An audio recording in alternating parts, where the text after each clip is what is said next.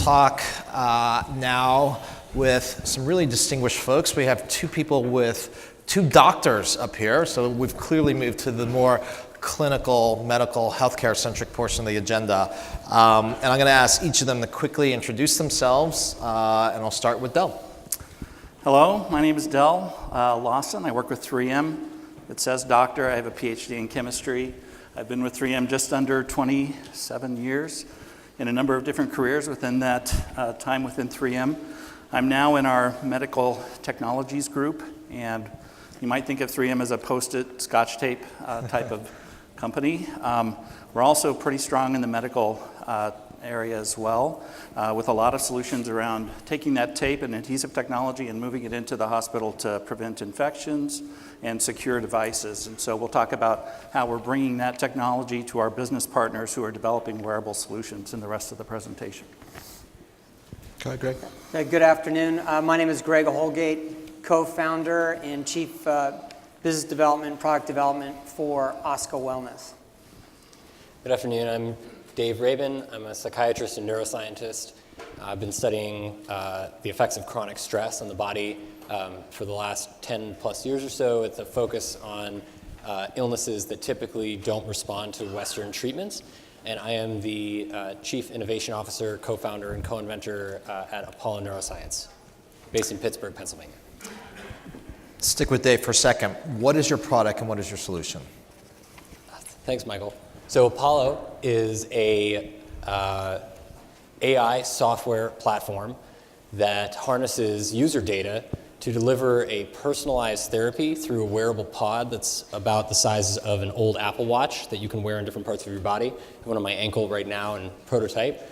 And we've shown that, that when we harness user data to customize a vibration therapy that we deliver in this way, we can, we've shown in double-blind randomized clinical trials conducted at the University of Pittsburgh that we can improve performance and recovery under stress and from stress, physical and mental, and we see this by improving balance in the autonomic nervous system, the nervous system that controls your stress response and everything you do when you're not stressed out, like creativity and reproduction and digestion and rest and recovery and all these things.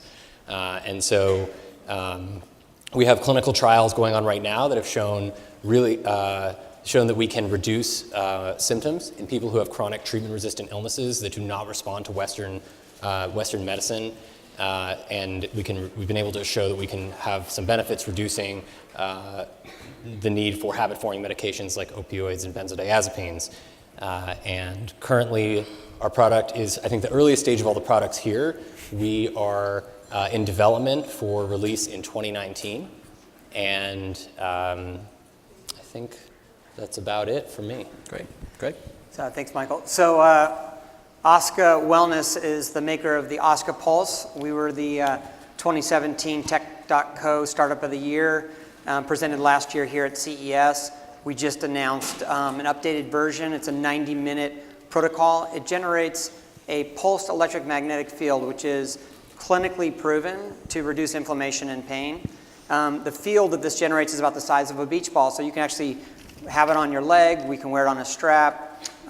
We've done our own clinical studies with our device, but there's actually 60 years and 10,000 plus studies done on this technology. It's been around a long time and been usually utilized by doctors for bone growth stimulators, depression, and wound healing, believe it or not. We're clinically indicated for reduction of pain. And very, very happy to be here with these doctors, being sandwiched here between the two doctors. Not a doctor, but the science around our technology is very valid, and we're one of the fastest growing non-drug pain relief options. And in fact, our patients are claiming, which we are utilizing in marketing, but are claiming that they're coming off of their need for opioids and narcotics because their pain has been so reduced, they're no longer reaching for their drugs. So we've become an alternative solution for people in chronic pain, which, as everyone in the room may know, it's a huge epidemic in this country. It's about 1 in 3 Americans. So that's 117 million Americans that are suffering from chronic pain in this country. Very nice. Thank you. Yeah, so I think most of us kind of think of adhesives as being fairly simple, and there's a lot of science that goes into that, and particularly it gets complicated when you stick them to skin. And depending on the application, someone may need something to stick to your skin for a few hours or up to 10 to 14 days. And we're working with companies that supply solutions for the diabetes, continuous glucose monitors and things like that. And people are asking for longer and longer wear times. People want to put these on and forget. They want to go about their lives. The challenge is that skin, we still have a reptilian past, skin sheds after 10 to 14 days typically, and so getting something that sticks for that length of time can be a real challenge. So a lot of our science around the science of skin and things that we're working on is to try and have the device stick for as long as possible without doing harm, because oftentimes those devices go sometimes back into the same places, so we do a lot of research to make sure that we, again, do no harm. Again, solutions from the hours to the days. We encourage you to stop by our booth, just a shameless ad, 43817, if you'd like to learn more about not just the adhesion for wearables, but also some of the other 3M businesses that are here. But in general, also I would just say, if you're looking at adhesives for a stick-to-skin or a wearable patch, involve the adhesive supplier early in the process. You don't want to find out at the 11th hour that you've made a bad decision, because it can really impact your ability to launch. And the last thing I'll just say is stronger is not always better. I think most of us have had experiences where we put on a super strong adhesion. It works great until you try and take it off. So strong is not always better, and we have a lot of technology around making sure that what goes on can come off without causing an injury. So I heard a lot of different use cases for wearables in a healthcare medical context. Maybe let's just level set the audience. You guys represent a lot of different ones. Abstract from your own use cases where your products could be leveraged, to kind of more broadly speaking, where do you see the preponderance and use of wearables in a medical, clinical, healthcare setting today? So I'll start it off. So today, as we're commercialized, originally we were a B2C opportunity, and so consumers are taking that responsibility on themselves. But what you're finding is in clinics and hospitals, they're looking for ways to minimize the amount of touches they have to have with the patient, and so that they can leave devices on, near, or attached to that patient that are monitoring, that are helping to improve their condition, and are also giving the doctor and the healthcare professionals, because a lot of times it's not just the doctor that's often working with that patient, it's a whole care system, so they have immediately available information. One of the areas that we've been focused on is really working with the VA, Kaiser, Sanford Health in the Midwest, and working with their hospital systems to understand how a patient moves through the clinic. And when you look at the different types of wearables and technologies that are now available, not just from a data gathering, but actually deployment of care, it's really important that we stay out ahead of that. And anything that's non-invasive and allows the patient to really take charge, so they can move them through their journey as a patient, is and back to active living, is really key right now. And there's a lot of the tech I've seen here at the show, and it's great to be a part of it. And just to add on to that, I think that you have a little bit of a disproportionate representation here. At least two of us are wearable interventions. We're wearable therapies that focus on delivering an intervention or a therapy to the patient. Most of the devices that are currently worn in healthcare are actually diagnostic wearables. And the diagnostic wearables are very useful, but they're overall currently underutilized, and the degree of data that we get from them in healthcare is not the same level of rigor of data that we get from a lot of our clinical tools.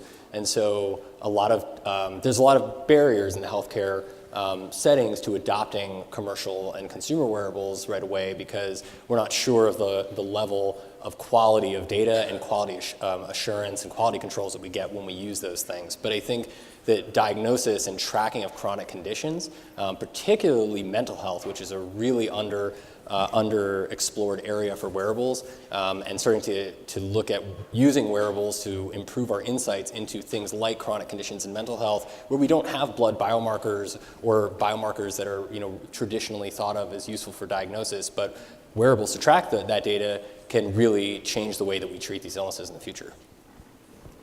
I would just say I think we see, a lot of the diabetic treatment and wearables are kind of leading the way in this area, with a lot more of the chronic conditions following with sleep and pain and different things like that, sweat and things like that. There are so many startups. We're just at the beginning of this sort of curve here of a lot of things that are in development that could have tremendous impact for people in their lives. Yeah.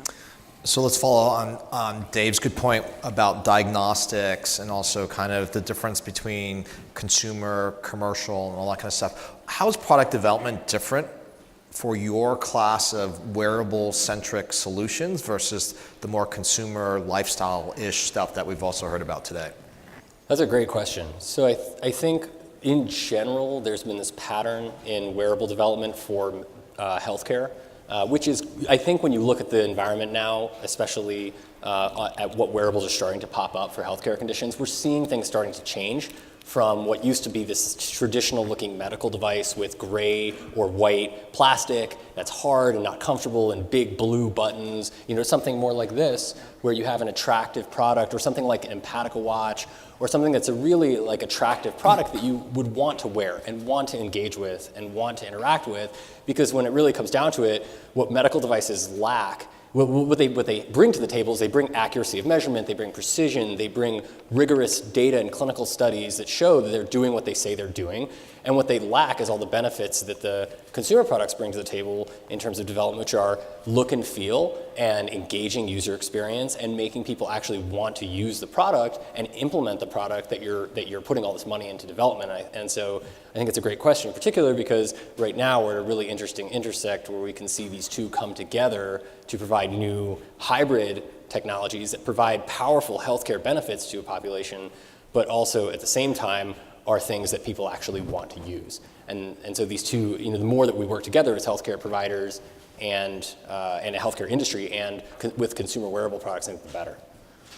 Yeah. So I think what you see from a design development and then implementation in hospitals and clinics, I spend about half my time in hospitals and clinics, and everything from telecom, from a nurse being able to grab her collar and communicate into the staff to get help in there, to the way they chart a patient, to the way they dispense medications or other therapies. The design of that, at the end of the day, the people that are actually serving the patient base are consumers. And so they've seen this out in the real world, and so there's been a greater demand for that. And that, the CES event actually, I think, brings a lot of awareness and empowerment to those people to help make those decisions. And so those people are bringing that same level of integrity, intelligence, and commitment to giving best possible experience. So we're seeing that now. You don't see that in every system. You don't see it in all long-term care. You don't see it in every clinic you go into. But generally, the movement has gone that way. And so it really drives product development. It drives the way you look at software interface all the way to the form factor of a device. Clinical research. You guys have mentioned that a couple times. It's kind of dark art, right? No one really knows what it's based on, where it comes from, how rigorous, all that kind of stuff. How do we make it more transparent? How do you allow the audience to have trust and belief in what you're making is reliable, accurate, efficacious, all that kind of stuff? Let's talk a little bit about that. The doctor. We're lucky in being in a company the size of 3M. We have an in-house clinical review board, and so we do a lot of our own trials on our adhesives before we take them out to the market, and we publish those results to try and make sure people are aware. First and foremost, do no harm, right, and just the classic sorts of things. If we're going to make claims, they have to be based on solid clinical data. So you'll see 3Mers running around. They make a little money wearing things all over their bodies, and some people like it, and little pocket cash, but it's very helpful for us to do the right kind of science. So it's a great resource to have it. Yeah, I think to Dell's point, do no harm is critically important for us as developing new products to help improve people's lives. We ideally want to be improving people's lives and not be causing more adverse effects or unforeseen consequences for use. So the clinical studies are not only great for making sure that we're providing that benefit to the clinical population, but also it's great market exploration, right? So it shows you, for example, with Apollo Neuroscience, we've had great results for several different conditions that are worsened by stress, everything from things like ADHD and autism to chronic pain and PTSD and insomnia. And the question is, which population is the population that we should target first? Which population is going to be the quickest adopter, the one who wants it the most, the one who's going to, and then how do we design our product, to make sure they use it? People with chronic pain use products and technology very differently than people who have ADHD. They have a very different, disease pattern or behavior pattern. And so using those clinical trials not only gives you clout to be able to go to the clinical providers and say, hey guys, we have something you want to see. We have data that shows that the benefits outweigh the risks of this new technology, and you should spend time paying attention to this for your patients who might not be getting better from existing treatments, but also that it allows you to gain information back about how to make the best product. Yeah, so not being a doctor, but being heavily involved in clinical research for the last 12 years, I will tell you that no one starts a clinical research project without knowing what they want as an outcome. So you start with a hypothesis, and then to both their points, you want to do no harm, but the reality is you want to be able to find a benefit that you can get there. So it becomes a marketing exercise at a certain level. Mm-hmm. But the data has to be clean, it has to be real world evidence that you can actually determine outcomes, and those outcomes have got to be positive.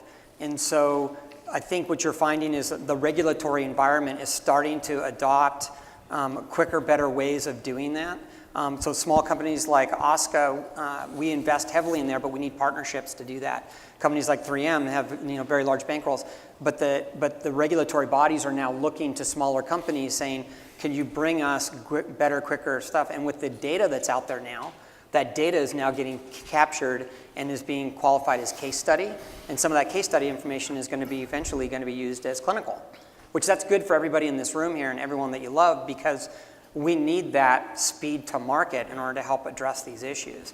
And so I think it's incumbent upon us as companies that are in this space to always be pushing forward on that, but you also have to understand the market that you're trying to serve. And so that's always the difficult challenge in terms of commercialization of a clinical study. Two-part question. Provider and the patient or the consumer, how do they each constituency become aware of wearables in both a diagnostic setting as well as a treatment and intervention setting? If I'm a patient, am I supposed to be on top of this, that I advocate to my provider, hey, I want to try this? And if I'm a provider, a doc, I didn't go to med school, probably at a time where this stuff was widely in use. So how do I even become aware that I can even apply this technology to my patients? That's a great question. I think, as a provider, I will say that, my colleagues and myself are extremely excited about wearable technology and the future prospects that this brings to healthcare, particularly from the standpoint of being able to more effectively manage our patients. I think the interesting thing about the way that doctors are approaching wearables is that we approach, and the healthcare system in general, is that it's approached very cautiously, especially by physicians. And part of the reason, especially for wearable interventions, like the things that we make, are approached cautiously because wearable interventions, as a doctor, right, the doctor is not the customer. For most interventions. And I think that's what most people have a hard time understanding, is that the doctor's not the customer. The doctor is a conduit to recommend a product or a therapy to the patient or to the end user who ultimately is using the product. And so the issue with that is that even though the doctor's not buying it, the doctor's reputation in a lot of ways is on the line for recommending any particular treatment to the patient. And so the doctor has to be confident when they're recommending said treatment, especially if it's new. And as doctors, we're actually taught in medical school and residency typically to not prescribe or recommend new treatments unless they've been thoroughly validated.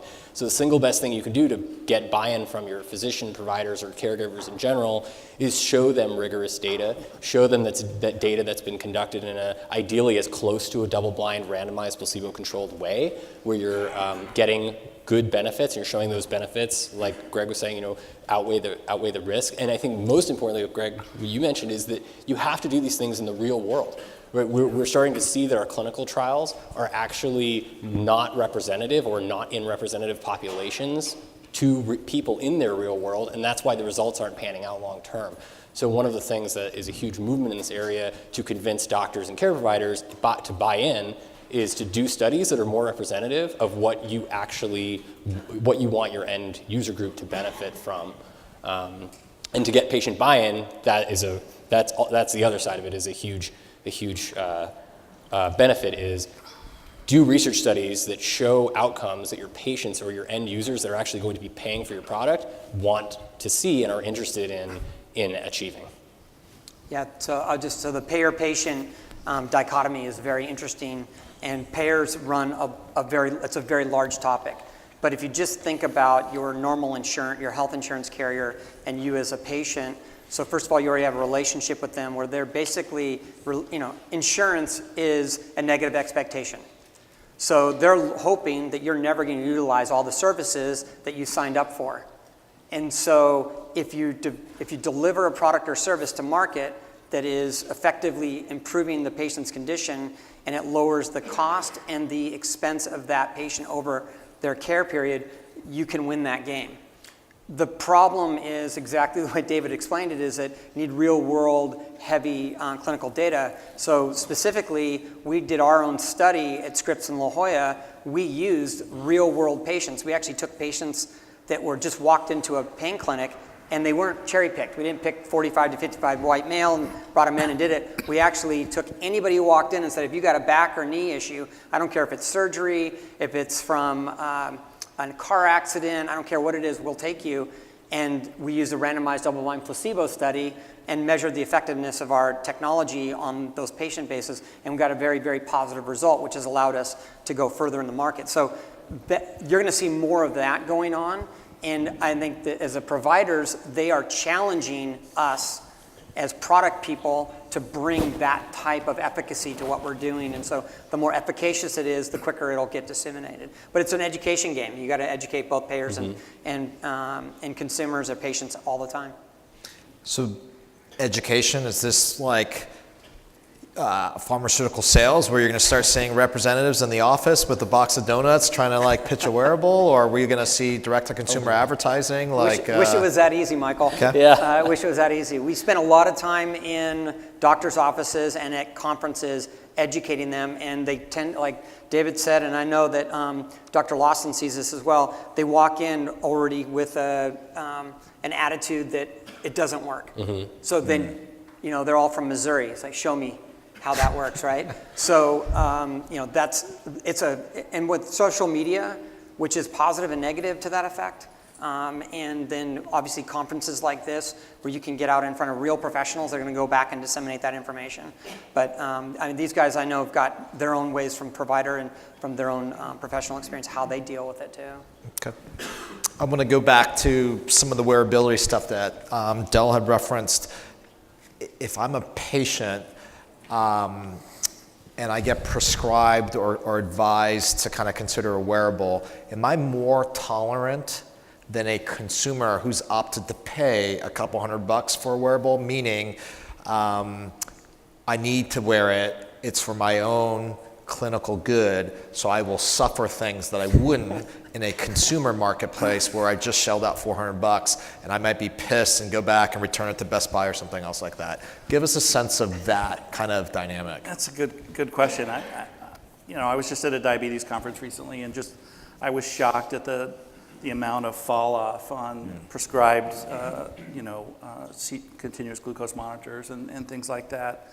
If they don't allow you to live your life, and they're uncomfortable, they itch, or different things like that. So it's really important that you would think the consumer thing would, that something that's prescribed from a doctor, you would just wear it 100% of the time and put up with some of the, stigma and other things that go with these things. We're thinking a lot about the psychosocial issues of wearing these, the messaging and things, and how we can alleviate some of those, because compliance saves lives. And so, we don't want to be the cause of why someone stops wearing these things, because they can be life-saving. And so I don't have all the answers yet, but the data on some of the CGMs and things like that was a little bit scary, that people fall off pretty rapidly, sometimes within a year or two of using these devices, even though the data, we're trying to make it, they come up smartphones, different things. As easy as you keep it simple, stupid, and it still doesn't work necessarily. So we want to make sure our role in that isn't to dissuade people from using them. Yeah, I think we started to realize, especially as care providers that our patients just don't want to use a lot of the stuff that we're telling them to use, even though there is evidence out there that says if you take this medicine at the same time every day that you will, extend your life by 5 years and your quality of life. That's not enough if it's not easy and fun, or if it doesn't look good and you're asking them to wear it, they won't wear it. Or CPAP machines are a good example, right? Yeah. They can extend your life by 5 to 10 years if you use them, but people just don't want to wear them because they're uncomfortable and they don't look nice.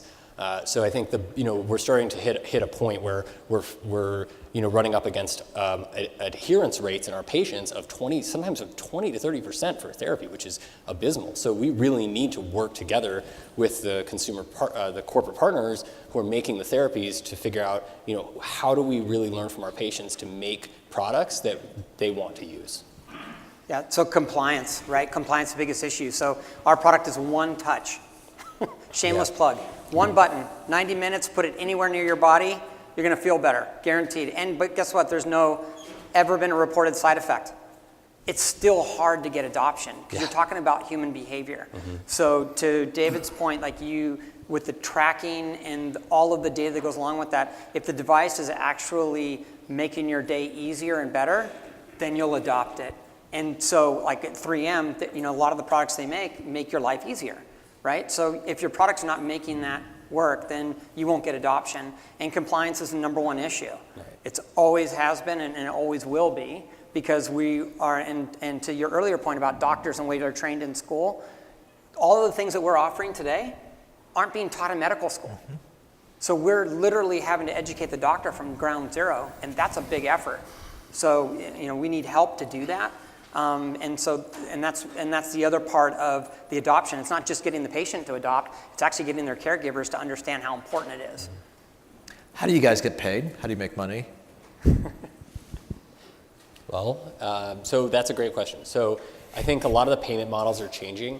We're really trying to develop our therapy to be able to be as accessible as possible by as many people as possible. To do that, we are a software-focused therapy. I thought Michael made a really important point in his last talk earlier today about how therapies in general, wearables, need to be getting more away from hardware predominantly and more towards a hybrid software-hardware or software predominant with a hardware accessory.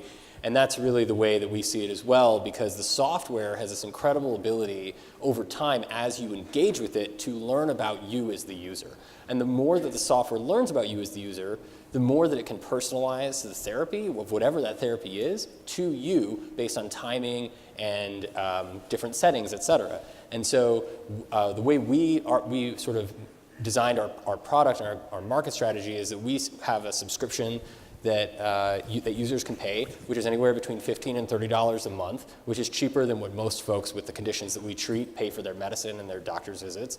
And so you would pay that $15 to $30 per month, and every month the incentive to continue to pay is that you get access to more data analytics, more features, and more recommended therapy recommendations that enhance your experience with the technology.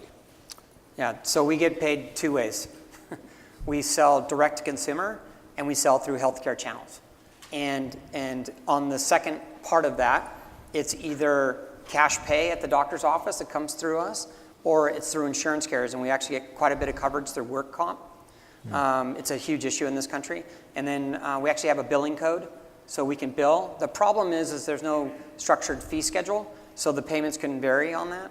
And then you also can use flex spending account, health savings account, so your pre-tax dollars can use to purchase our product. And then in the event, the worst case, you can actually use payment for our product against your deductible of insurance carrier. So we've tried to make it as easy as possible to access our technology. And by the way, if your clinical device is $5,000 to $20,000 and ours is $400, I mean, really, you're not going to take a chance, right? So but it has been a 3-year journey to figure out all the different methods to be able to get payment. And we get paid when our partners get paid. So we have a lot of skin in the game in the early phases of development, working with our converting partners and their medical device and our partners as well. So it's really important for them to be successful. That's when we'll be successful. So it's a good partnership. Okay. 3 scary letters, FDA. What's the role in your industry, your business, and what are best practices for interfacing with them? For us, it's just a matter of making sure that these are medical grade adhesives. They meet the ISO 10993 requirements and good manufacturing practice, and we supply the data that then goes into the filings of our partners, typically who make the finished medical device. So we keep our ducks in a row, we provide the information in a proper manner to our partners, and they file the 510K typically. So for us, it's probably a little different than your world. Yeah, go ahead. Yeah, I mean, I think the FDA plays a really interesting role that's changing over time. You know, the FDA is really there to protect patients and to protect consumers from mislabeling treatment claims and misguiding claims. I think that, you know, if you are a product and you are making a technology that has to claim that you treat something, you treat a medical condition or you diagnose a medical condition, you're going to have to go through the FDA, and the FDA can be your friend and I would recommend approaching them as early as possible to get guidance from them, because they want to put therapies through, especially things that are more non-invasive and more patient-friendly and provider-friendly, and they want to get these things through. And so if you talk to them early and you work with them to guide your process, they will help you. But their main goal is to just protect patients, and so if you approach them early, they'll guide you through what you need to do to make sure that your product meets those guidelines, and then also gets the adoption, the respect it deserves in the patient population you're targeting ultimately when it comes out. So it does set products that have gone through that level of rigor above some of the others. We are talking about the FDA as in the Food and Drug Administration? Yeah. So just to be clear, there's 190,000 different medical technologies that the FDA has purview over. So just think about that from organizing and covering.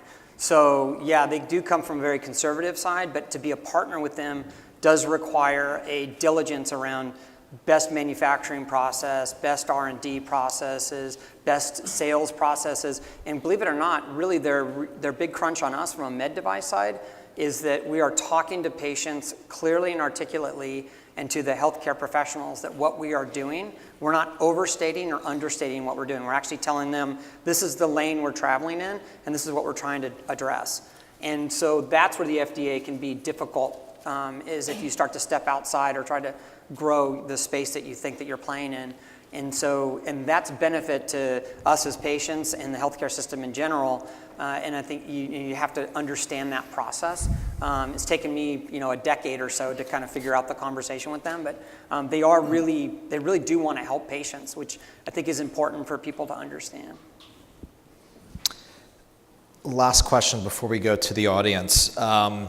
If Julie Sylvester was a genie and offered 3 wishes to each collectively you to change the adoption and the use of wearables in healthcare, what would you ask her to do? Oh, you're looking at me, huh? All right, that's a tough one. So I think the first one is actually easy. The first one is to have a single electronic medical record system that we all connected into. I think that's one of the big, if we could start, similar to what's being done in a lot of other first world countries, if we as a collective healthcare system, private, public, could all work together to guide the EMR system, the electronic medical record system, towards being a single integrated system where anybody could share data between wearables if you wanted to, and your doctors and your hospitals and anywhere you were, it would be probably, in my mind, one of the single biggest changes that we could have. And I think the next biggest thing would be, I don't know about the third wish, but the next biggest thing. You don't have to offer one. You get one. All right, Each of you gets one. That's my wish. I'm gonna steal from Dr. Wayne Jonas, who's created a system where the way the patient is intaking into a healthcare system, that there's actually a team of providers that actually address your initial intake. So you have a kid that broke their leg playing football. You bring them into the doctor. They don't just go in and do surgery or throw a cast on them. There's actually a physio, a psychiatrist, a sports med specialist, and their primary care and their nursing staff there that's on them that gives them a plan to get healthy. Mm-hmm. So that coming in and going out, and by the way, also a pharmacist, mm-hmm. so that whatever medication they get, really interacts properly with their lifestyle. So that would be, and medical technology wraps around all of that. Del. I'll be quick. One of the things we struggle with is, depending on where you wear a device on the body, it can take a beating, especially if it's on for an extended period of time. And so, new battery technologies and things that can make these things thinner and more transparent to the way that we live. Clothing tears these things off all the time. I've worn, and going into my car is just a disaster if you're wearing it on your arm and things like that. So, if we can someday get to the point where these things are, razor thin and really change the stack and the size of it, it'll make the world, the adoption a lot better. Audience questions for these three distinguished gentlemen. How big are your pilots, like your initial pilots? How many people? I could start with that. Our initial pilots are anywhere from 15 to 40 or 50 people. You can go more than that, but that would only matter if your effect size was small. So if you have a decent effect size from your intervention, or from whatever you're testing, then you can go with usually somewhere between 15 to 50, and that'll be enough to get you to the next phase of higher degree clinical trials. Yeah, I would second that. I think that's actually a very accurate base to start off with. Same.